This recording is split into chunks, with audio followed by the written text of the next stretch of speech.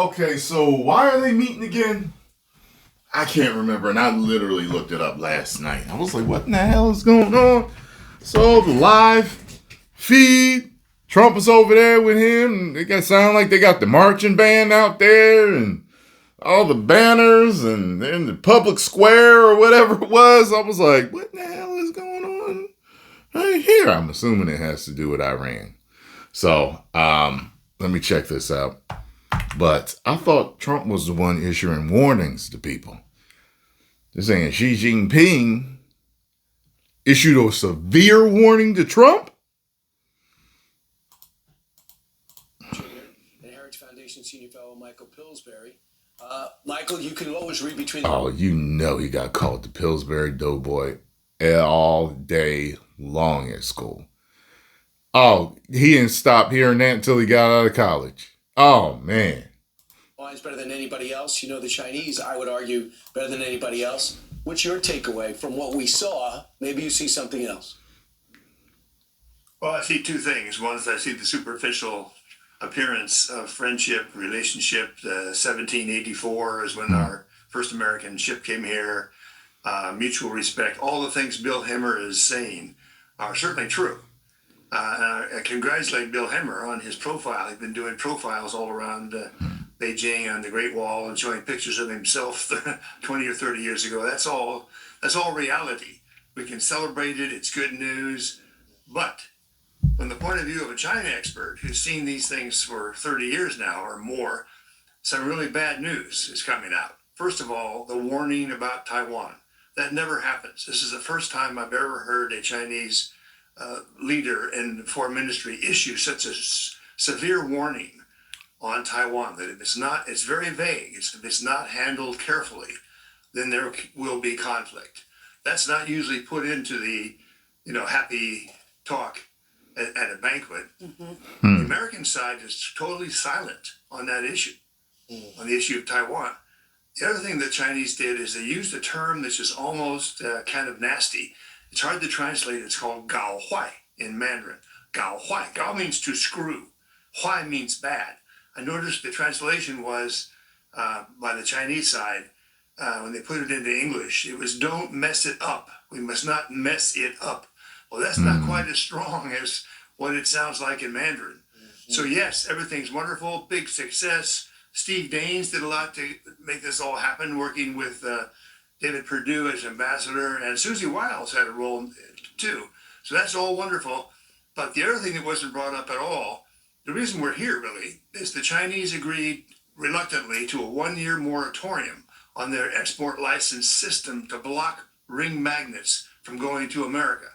That hasn't been mentioned.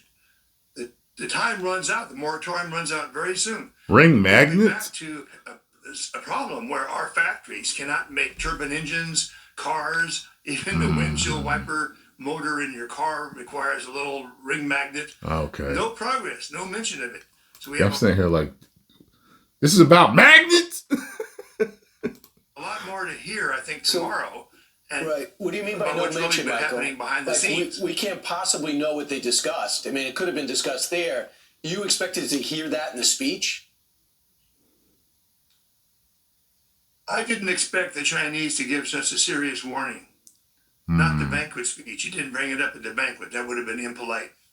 But in the statement... You're talking about the statement about Taiwan? Do you want me to read it? I was talking about the Do you want me to read it? I'd like to hear it. President Xi stressed to President Trump that the Taiwan question is the most important issue in China-U.S. relations. If it is handled properly, the bilateral relationship will enjoy overall stability. Otherwise, the two countries will have clashes and even conflicts, putting the entire relationship in great jeopardy. Taiwan independence and cross-strait peace are as irreconcilable as fire and water. Safeguarding peace and stability across the Taiwan Strait is the biggest common denominator between... That sounds like war.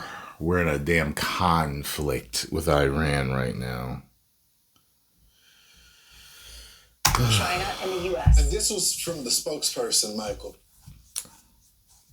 See, tomorrow morning, China either will or will not send 10 jet bombers around Taiwan. They've been doing this for a year and a half now. Or they'll send, in addition, 10 Navy warships around Taiwan. That either stops, we'll be able to read about it on the Taiwan Defense Ministry website. They put up how many ships and bombers are circling their country. That either stops, which is fantastically good news, or it doesn't, which means we better be very careful in handling the Taiwan issue. Yeah. The word jeopardy was in there. Remember that? Place the relationship in jeopardy. It sounds much tougher in Chinese. Michael, I'll talk to you on radio in a couple hours. Thanks so much. Thank you. Great insight. Oh, Lord. They said the U.S. ain't had nothing to say about it yet, huh?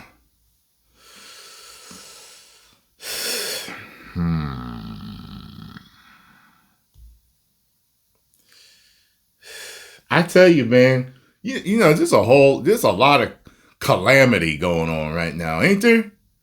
Good Lord. We might have another pandemic on the way. Ukraine and Russia still fighting, ain't they? That rhymed into Play Hate Game Bars album dropping next week. You got the U.S. and Iran. China's talking shit about Taiwan.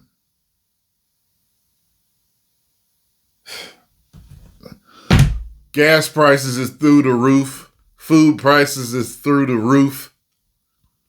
Man, this make me want to...